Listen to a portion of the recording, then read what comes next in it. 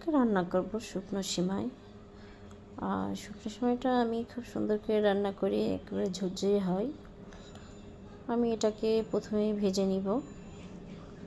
সবসময় এই সিমাইটাকে আগে আপনারা ভেজে নেবেন, তারপরে পানি দিয়ে দেবো। আমি একবারে রান্না করে আমি সিদ্ধ করে পানি ফেলি না, আমি পরিমাণ মতন পানি দিয়ে নিই।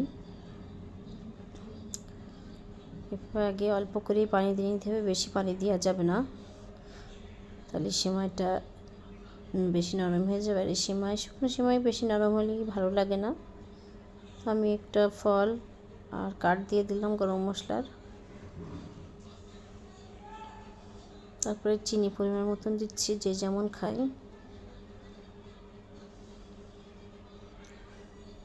আর ঘিটা দেবো একটু পরে, ঘিটা আমি আগে দিই না।